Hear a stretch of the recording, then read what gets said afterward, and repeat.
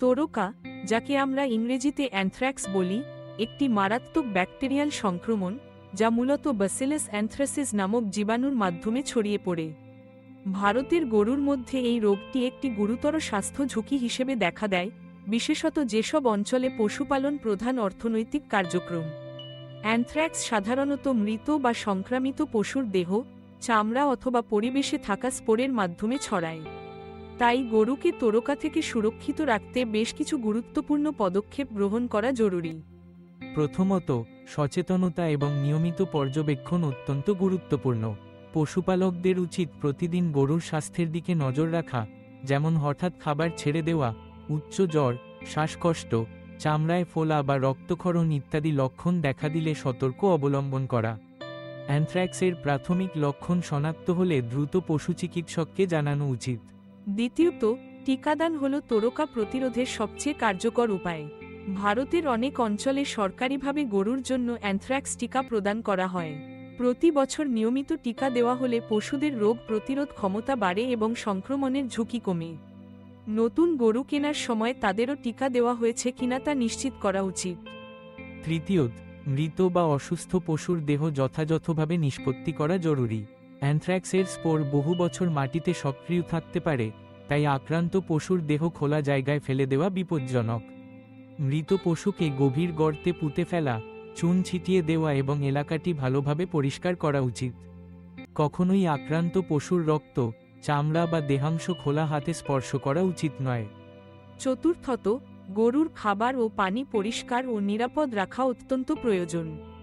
খাবার বা পানি অ্যানথ্রাক্স স্পোর দ্বারা দূষিত হতে পারে, বিশেষ করে মৃত পশুর কাছাকাছি থাকা ঘাস বা জলাশয়। তাই গরুকে নিরাপদ, পরিচ্ছন্ন ও বিশুদ্ধ খাবার ও পানি সরবরাহ করতে হবে। যেখানে সন্দেহ থাকে সেখানে গরুকে সেই জায়গার ঘাস বা পানি না দেওয়াই ভালো। পঞ্চমত, খামার ও আশেপাশের পরিবেশ পরিষ্কার রাখা এবং নিয়মিত জীবাণুনাশক দিয়ে পরিষ্কার করা উচিত। গরুর বাসস্থানে মল, মৃতদেহ বা অন্য বর্জ্য জমতে দেওয়া যাবে না। বিশেষ করে বৃষ্টির সময় বা বন্যা হলে মৃত পশুর দেহ ভেসে গিয়ে আশেপাশের জমি বা পানিতে রোগ ছড়িয়ে পড়তে পারে। ষষ্ঠত, খামারে নতুন পশু আনার আগে তাদের স্বাস্থ্য পরীক্ষা ও কোয়ারেন্টাইন করা উচিত। যে কোনো নতুন পশুকে অন্তত 14 দিন আলাদা রেখে পর্যবেক্ষণ করলে সংক্রমণ ছড়ানোর ঝুঁকি কমে যায়। 7 নম্বর বিষয়, মানুষের জন্য অ্যানথ্রাক্স ঝুঁকিপূর্ণ হতে পারে। খামার কর্মীদের মাস্ক, গ্লাভস এবং সুরক্ষামূলক পোশাক ব্যবহার করা উচিত, বিশেষ করে মৃত বা অসুস্থ পশুর কাছাকাছি কাজ করার সময়। কাজ শেষে সাবান পানি দিয়ে ভালোভাবে হাত ধুতে হবে।